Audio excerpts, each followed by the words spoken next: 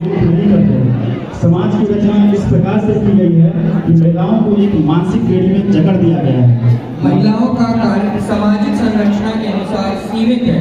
वैवाहिक जीवन में जब महिलाओं का प्रवेश होता है तब फिर उन्हें सीमित क्षेत्रों में कार्य और समिति रीति रिवाज और रस्म महिलाओं के अधिकार को एक बंधन में बांधकर आजीवन रखते हैं और उन्हें आजादी के लिए कोई सुझाव और उपाय नहीं दिया जाता।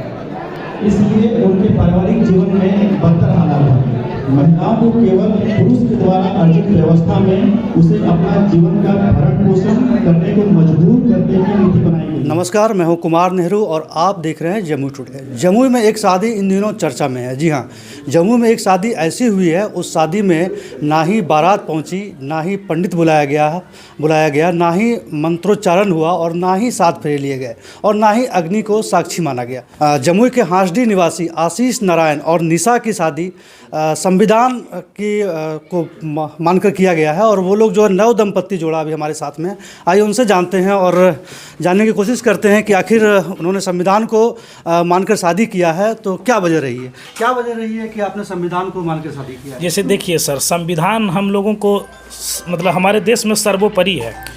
कोई भी अधिकार जो हमें मिला है जीवन जीने का, चाहे वो संपत्ति का अधिकार हो या जो भी प्रकार का अधिकार हमको मिला है, नौकरी करने का या कोई भी चीज़ का वेतन किसी को मिल रहा है, कितना मजदूरी किसको मिलना चाहिए, वैवाहिक जीवन में जब डाइवोर्स होता है तो पत्नी का राइट्स कितना होना चाहिए, ये सब तय करता है देश का संसद और उसको इम्प्लीमेंट कराने के लिए एग्जीक्यूटिव बॉडी और जुडिशियल सिस्टम लगा हुआ है।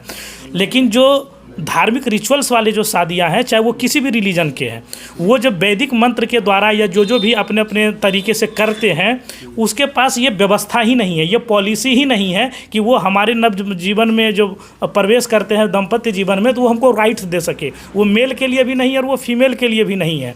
तो जब सारा व्यवस्था और सारा अधिकार हमें संविधान से मिलता है, तो ये जो वैदिक और कल्चरल जो धार्मिक और पाखंडवाद का रहता है, अंधविश्वास का रहता है, और ये समारोह बनकर के मध्यम वर्गीय परिवार के लोगों के लिए ये बहुत ही असहनीय होता है उस प्रकार की शादियां। तो हम लोग एजुकेशन के क्षेत्र से भी जुड़े हुए हैं, राजनीतिक क्षेत्र से जुड़े हुए हैं, सामाजिक एक्टिविटी में भी हम लोग रहते हैं। तो ये दायित्व हम लोगों का बनता है कि हम लोग हायर एजुकेटेड हैं, तो हम लोगों का मतलब समाज को मैसेज देते रहे कि इस टाइप का स्टेप लिया जाए कि भविष्य में जन कल्याण हो और लोगों का सुविधापूर्ण जो रहे वो कंफर्टेबिलिटी को एक्सेप्ट करे, वो परंपरा से चलते हुए व्यवस्था को जबरन और मजबूरन नहीं माने।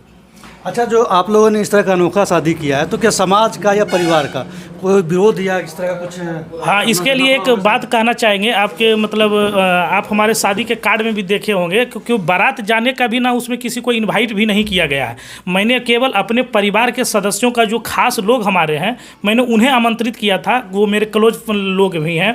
लेकिन कंडीशन ऐसा था मेरे कार्ड्स को पढ़ करके कि मैंने जिन्हें आमंत्रित नहीं भी किया शादी में, वो लोग भी आए इस चीज़ को देखने के लिए कि आखिर यह कार्य इससे ऐसा कैसे हो सकता है, बिना पंडितों का शादी कैसे हो सकता है। तो उस समारोह में विरोध तो छोड़ ही दीजिए, अनावश्यक तरीके का भीड़ देखने के लिए पहुँचे लोग इसको स्वीकार भी किए कि ये जो धार्मिक तरीके से चलते आ रहे पाखंडवाद है, इससे मुक्ति और बदलाव हर कोई करना चाहिए। और ये स्टेप सौभाग्यशाली हम थे कि मैंने उठाया है।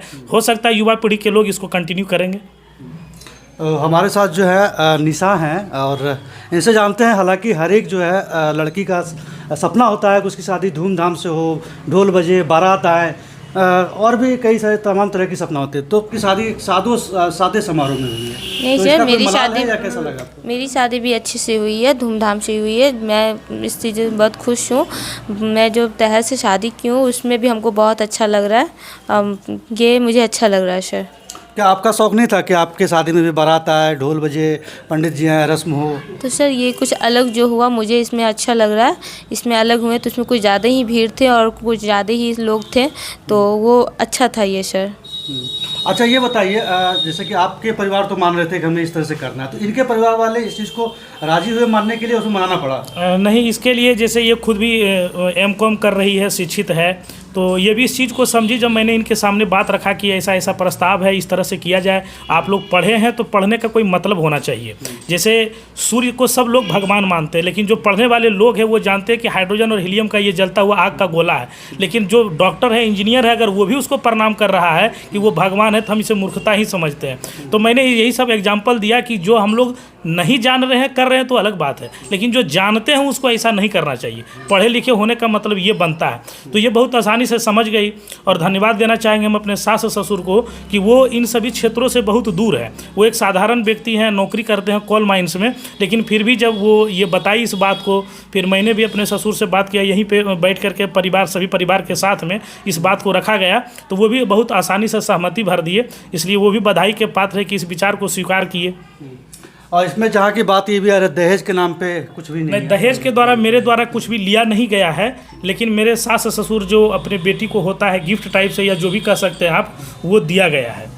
समाज को क्या संदेश देना चाहेंगे? समाज को ये संदेश देना चाहेंगे कि अनावश्यक जो खर्च होता है, जो अंधविश्वास है, इन सभी से मुक्ति पा करके अपने बच्चों को जागरूक करें संवैधानिक अधिकार के लिए। तो कल जाकर के बेटी की शादी करने के लिए आपको दिक्कत नहीं होगा। और बहुत ज़्यादा ये सामाजिक जो वैमनस्यता है कि धर्म के नाम पर, जाति के नाम पर एक दूसरे से विवाह नहीं करेंगे, तो उसके लिए कानूनी प्रोटेक्शन है, संविधान में अधिकार है। जिस अधिनियम के तहत मैंने शादी किया है उस अधिकार को जाने कि जो जिसके साथ आप आपसी सहमति से करना चाहते हैं वो शादी कर सकते हैं।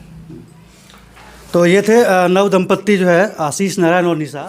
इनका साफ तौर पे कहना है कि संविधान के तहत जो है हम लोगों को आज़ादी मिलती है, जो भी नियम कानून है संविधान के तहत ही बने हैं। तो इन्होंने जो है उसी संविधान को साक्षी मानकर विवाह किया है और समाज को एक नया संदेश दिया है।